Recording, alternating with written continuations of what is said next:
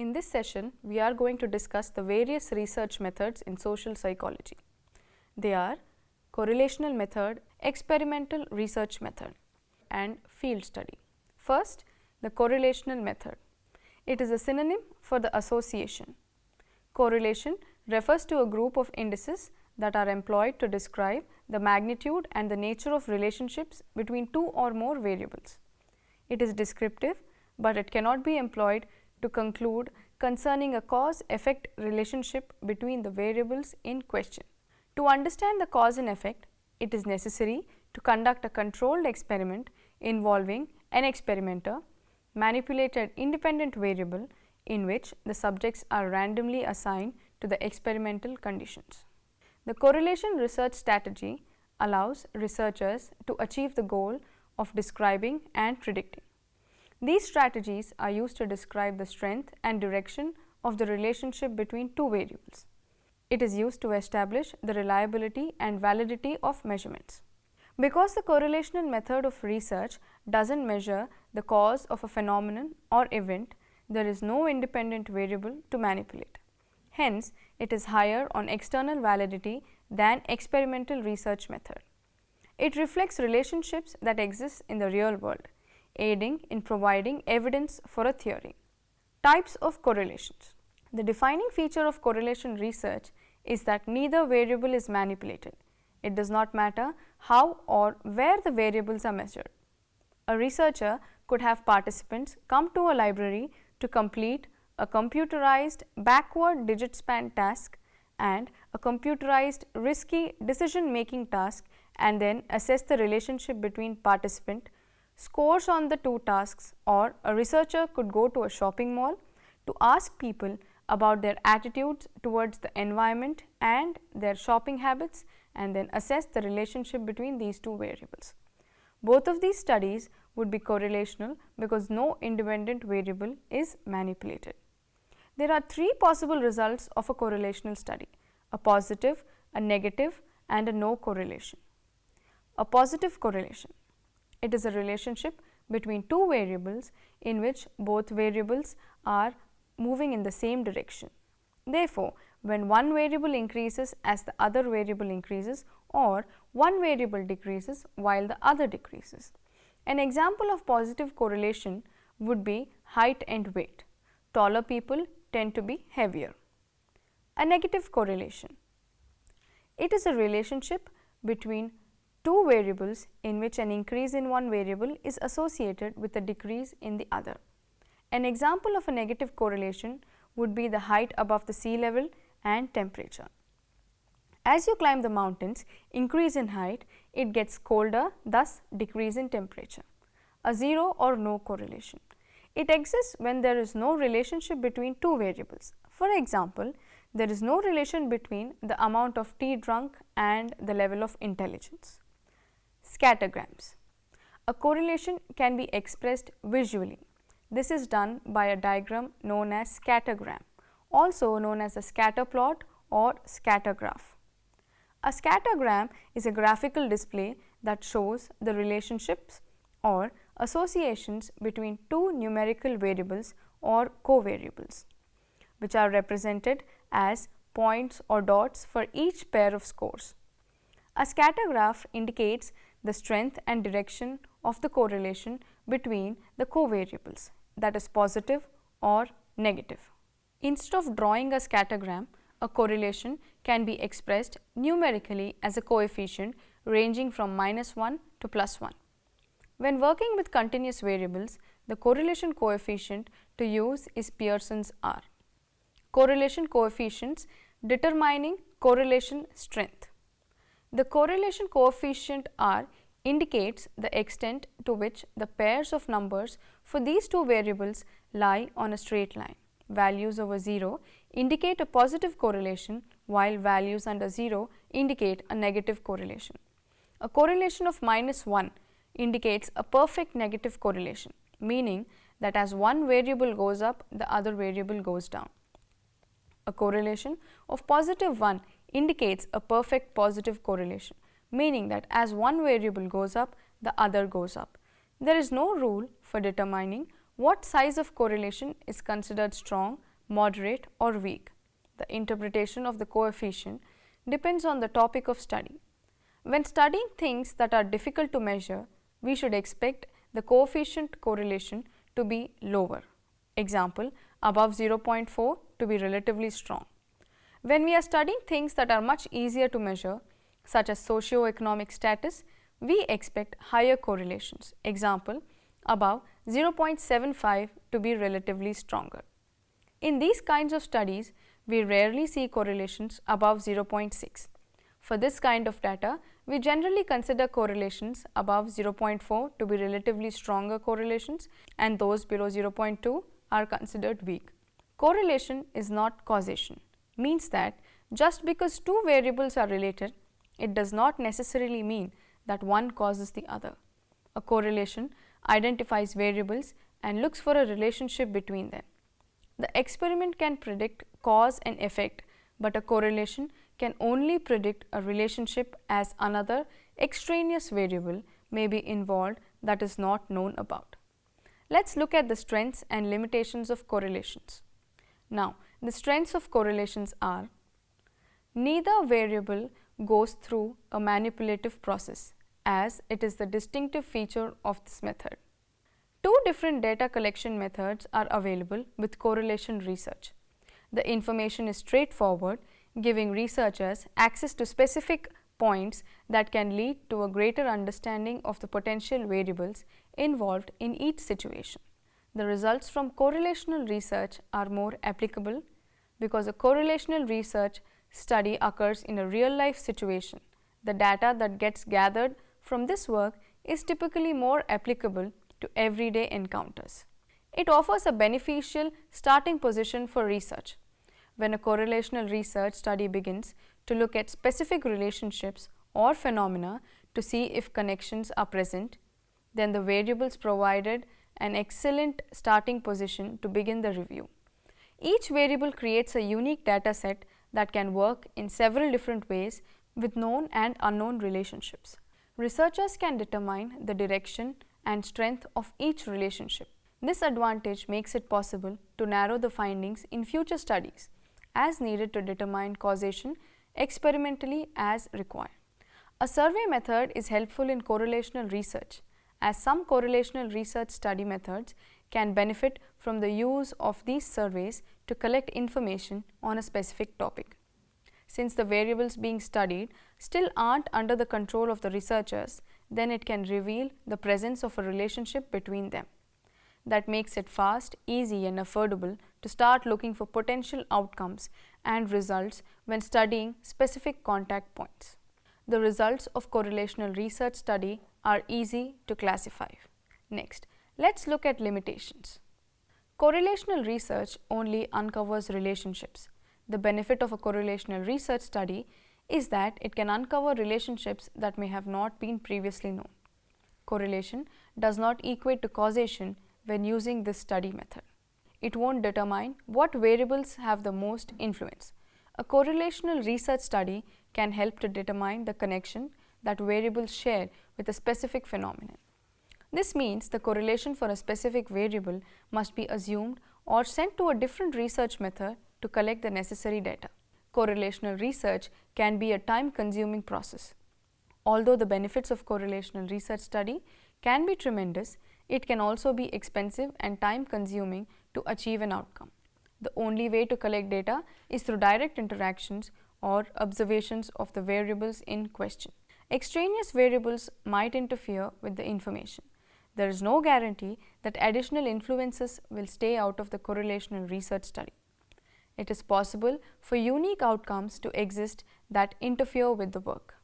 Outcomes can be adversely impacted by the quality of the work. The quality of work performed during a correlational research study will determine the usefulness of the data gathered.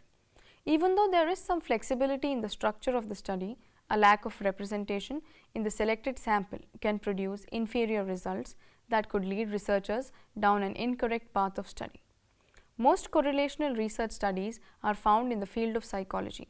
It is treated as a preliminary way to gather information about a specific topic or situation where experimentation isn't possible for some reason. Although it typically looks at two variables to determine if a coefficient exists. It can also look at more in some relationship. Now, let's discuss about experimental research method. According to 𝗧𝗦𝗔𝗧 and 𝗧𝗏, experiments are one in which the investigator creates the situation with the exact conditions he wants to have and in which he controls some and manipulates the other variables. An experiment is one of the most powerful techniques for studying variables under controlled conditions. In its basic form, the experimental method involves two key steps. 1. The presence of some variable believed to affect an aspect of social behavior. 2. The effect of such changes, if any, are carefully measured in an experimental method. One variable is changed systematically and the effects of these changes, one or more variables produces changes in another variable. Then we can conclude that there is a causal relationship between these variables. That is, changes in one do cause changes in the other. The factor systematically changed by the researcher is termed as an independent variable, while the changes in behavior observed in the other is known as the dependent variable. For an experiment to be successful, two key factors are required to measure the changes in the dependent variable caused by the independent variable. Firstly, random assignment of participants to the experimental conditions must be done. This means that all the participants must have equal chances of being exposed to each level of the independent variable. The reason for the random assignment of participants to the experiment is because later it will be impossible to determine if differences in this behavior are from differences they brought to the study or from the impact of the independent variable. The second condition is that for successful experimentation to happen, all factors other than the independent variable that might affect the participants' behavior must be held constant. But when the reason for the change or variance in the dependent variable is not clear, then the independent variable is said to be confounding with another variable. Given the complex nature of the behavior, such simple explanations to problems is not possible. The researcher is bound to encounter many hurdles before clearly establishing the causality between the two variables and prove his hypothesis to be true. Hence, to understand why one variable produces a change in another variable, the researcher further investigates to find out what other factors are playing a role in determining the relation between the independent and the dependent variable, and hence showing a change in behavior. Here, another type of variable is encountered and is known as the mediating variable. Once the researcher establishes what the mediating variable is, he then establishes a new hypothesis to be tested. He collects relevant information by choosing an appropriate tool to collect the data for further analysis. Once all the data is collected, he tests the hypothesis and decides whether to accept it or reject it or even modify it. The experimental process. Like other sciences, psychology also utilizes the scientific method and bases conclusions upon empirical evidence. While experimenting, it is important to follow the steps. First, finding a research question or a research problem. Next, defining a variable. An operational definition that describes exactly what the variables are and how they are measured within the context of the study. Variables are anything that might impact the outcome of the study. Next, developing a testable hypothesis that predicts how the operationally defined variables are related. Next, conducting background research, going through journals, articles, etc. will be providing us information about what questions have been answered and what needs to be answered. Selecting an experimental design, the next step is to select that suits the study. There are three types of design that we can choose from, namely pre-experimental, quasi-experimental and true experimental design. Each design has its pros and cons, and we must select one that suits our research the best. Standardizing the procedures. To arrive at proper valid conclusions, it is essential to compare each participant equally. That is, each participant must receive the same treatment under the same conditions. The sample must be selected carefully to maintain the proof of participants is the same. We can choose them using a simple random sample and a stratified random sample. Next, conducting the tests and collecting data. Once the participants are selected, the next step is to conduct tests and collect data. Before conducting the test, we need to inform the participants about consent. Once we have received the consent, we can administer the test. Now let's talk about the advantages and disadvantages of research method. Experimental method is popular due to the fact that it is possible to take complete control over a single variable while conducting the research efforts. This process makes it possible to manipulate the other variables involved to determine the validity of an idea or the value of what is being proposed. The advantages are as follows. Experimental research offers highest level of control as it is possible to isolate specific variables to determine the outcomes. It is useful in every industry and subject. It replicates natural settings with significant speed benefits. Experimental research offers results which can occur repetitively, allowing to improve or increase the validity of research. Experimental method produces specific results, which allows to further develop specific solutions to problems. This research works with other methods also. This ensures accuracy. Experimental research allows for determination of cause and effect. Now, let's look at the disadvantages. Experimental research suffers from the potential of human errors, that is, level of control over the variable should be maintained to obtain meaningful results. It is a time-consuming process. Experimental research creates unrealistic situations that still receive validity because the experimenters fail to see the unrealistic situation created. Experimental research struggles to measure human response. Experimental research does not always create an objective view. It can experience influences from real-time events. Experimental research cannot always control all of the variables. It does not always seek to find explanation. It does not make exceptions for ethical or moral violations. It may offer results which apply to only one situation. The last method that we will be discussing today is field study. A field study refers to research that is undertaken in the real world, where the confines of a laboratory settings are abandoned in favor of a natural setting. This form of research generally prohibits the direct manipulation of the environment by the researcher. However, sometimes independent and dependent variables already exist within the social structure under study, and influences can then be drawn about behaviors, social attitudes, values and beliefs. It must be noted that a field study is separate from the concept of a field experiment. Overall, field studies belong to the category of non-experimental designs, where the researcher uses what already exists in the environment. Alternatively, field experiments refer to the category of experimental designs, where the researcher follows the scientific process of formulating and testing hypotheses by invariably manipulating some aspects of the environment. Prospective researchers must understand the types, aims and issues, the factors that need to be considered and the advantages and concerns raised when conducting the field study type of research. Field studies belong to the category of non-experimental design.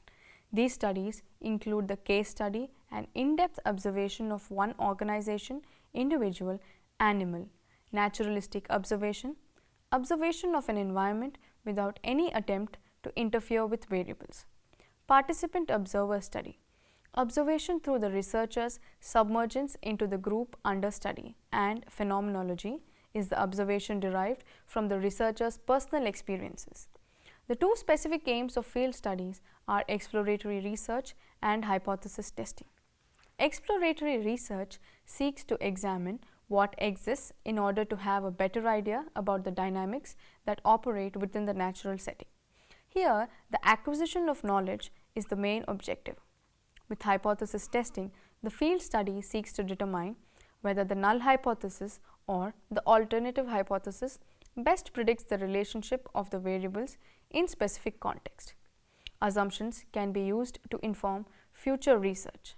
Now, advantages and disadvantages of field study method will help us to decide when to use it appropriately. Field research may also uncover elements of people's experiences or of group interactions of which we were not previously aware. This in particular is a unique strength of field research. With other methods such as interview and survey, we certainly cannot expect a respondent to answer a question to which they do not know the answer or to provide us with information to which they are not aware. And because field research typically occurs over an extended period of time, social facts that may not even be immediately revealed to a researcher but that become discovered over time can be uncovered using this course of a field research project. Let's review the advantages and disadvantages to understand the value of field research. The major benefits of field research are as follows. It is conducted in a real world and natural environment where there is no tampering of variables and the environment is not doctored. Due to the study being conducted in a comfortable environment, data can be collected to conduct further exploratory and additional research about various topics. The researcher gains a deep understanding into the research subjects due to the proximity to them, and hence the research is extensive, thorough and accurate. It yields a very detailed data. It emphasizes the role and relevance of social context. It can uncover social facts that may not be immediately obvious or of which research participants may be unaware. Now, let's look at the disadvantages of field research. The studies are expensive and time consuming and can take years to complete. It is very difficult for the researcher to distance themselves from a bias in the research study. The notes have to be exactly what the researcher says, but the nomenclature is very tough to follow. It is an interpretive method and the subject is entirely dependent on the ability of the researcher. In this method, it is impossible to control external variables and this constantly alters the nature of the research. In conclusion, we can say that the next time we want to undertake any kind of research, we will be aware of all the advantages and disadvantages of the various methods available, and that once decided, we can conduct our research to find solutions to the various problems that we face as humans in this society.